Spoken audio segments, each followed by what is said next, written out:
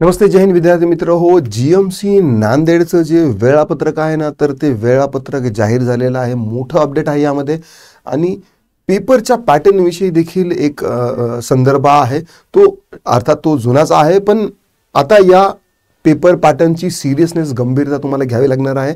कारण अगोदर जे पेपर झाले होते त्यापेक्षा वेगळा हा पेपर पॅटर्न आहे. TCSने हा नवीन पेपर पॅटर्न अडॉप्ट केलेला आहे. हे अंतिम युद्ध आहे. वेळ आपल्याकडे कमी आहे. व्हिडिओला सुरुवात करतो. आता बघा, एक्झाम शेड्यूल जे आहे गव्हर्नमेंट मेडिकल कॉलेज नांदेडसाठी 25 तारखेला कुठले एक्झाम होणार आहेत बघा. 25 तारखेला 3 शिफ्ट आहे. 3 शिफ्टमध्ये एक्सरे, वॉचमॅन आणि ऑपरेशन थिएटर सर्वंट यांच्या शिफ्ट होणार आहेत. 26 जुलैला 3 शिफ्ट होणार आहे. कुक, बार्बर आणि क्लीनर यांच्या होणार आहे. 27 तारखेला कॅज्युअल्टी, कुक असिस्टंट, नर्सिंग आणि मेल सर्वंट यांच्या 3 शिफ्ट होणार आहेत.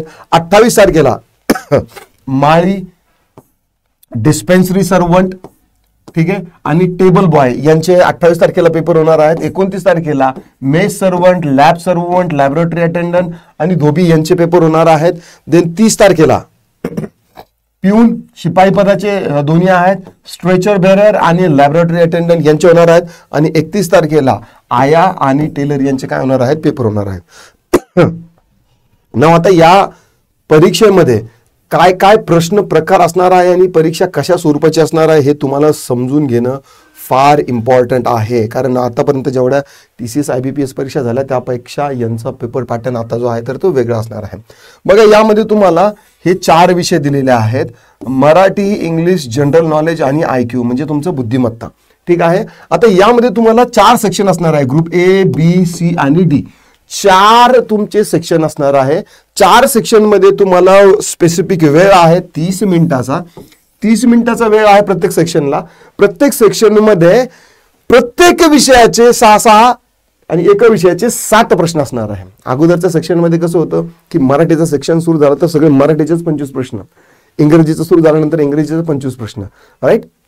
तर म्हणजे विद्यार्थ्यांना लॉजिकली, मेंटली जे आहे ना तर तो एक सारखेपणा यायचा आणि पेपर जो आहे ना तर तो थोडासा त्या झोनमध्ये जाऊन, म्हणजे मराठीचा पेपर असेल तर फक्त मराठीच्या त्या स्पेक्ट्रम मध्ये म्हणा किंवा त्या झोनमध्ये जाऊन विद्यार्थ्यांना सोडवायला ना थोडंसं सोपं पडायचं. एक एक्स्ट्रा काय म्हणता येईल की बर्डन त्यांनी टाकलेला आहे. आता या पद्धतीने म्हणजे तुम्हाला मराठीचे 7 प्रश्न असणार आहे ग्रुप A मध्ये. इंग्लिशचे त्यामध्ये 6 असणार आहे. नंतर GK चे तुम्हाला असणार आहे 6 आणि मॅथ आणि रिझनिंग IQ चे किती असणार आहेत, 6 प्रश्न असणार आहेत. 6 6 12, 6 18, 6 24 आणि 25 प्रश्न असणार आहे. त्यामध्ये तुम्हाला 25 प्रश्न सॉल्व्ह करण्यासाठी तुम्हाला 30 मिनिटाचा वेळ असणार आहे. आता ज्या वेळेस तुमचा ग्रुप A चालू असेल तर ग्रुप B, C, D हे प्रश्न तुमच्यासाठी ओपन होणार नाही. 30 मिनिटापर्यंत तुम्हाला काय करावं लागणार आहे, ग्रुप A सॉल्व्ह करायचा आहे. मग मार्क फॉर रिव्ह्यू काय करायचं, जर तुम्हाला काही प्रश्न उत्तर त्यांची समजा नाही आठवले किंवा तुम्हाला असं वाटलं की वेळ असल्यानंतर देऊ, तर हे पूर्ण 2 तासासाठी नसणार नाही.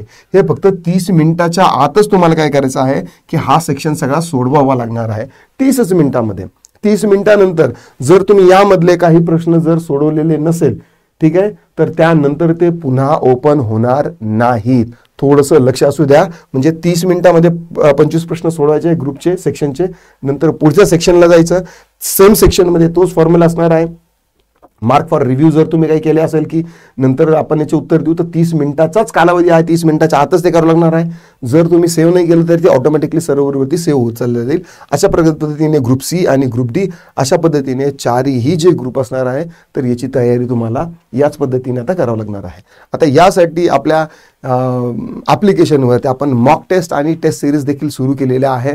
तर डिस्क्रिप्शनमध्ये लिंक दिलेली आहे. तुम्ही आता जाऊन आपली 25 ज्या टेस्ट सिरीज आहेत तर त्या आत्तापासूनच अटेम्प्ट करू शकतात. की आपण जो अभ्यास केलेला आहे तो पेन आणि पेपरवरती केलेला आहे, पण परीक्षा द्यायच्या आहेत ना तर त्या कम्प्युटर बेस्ड द्यायच्या आहेत. तर कम्प्युटरवरती आपला जो ब्रेन आहे ना तो थोडासा स्लो चालतो.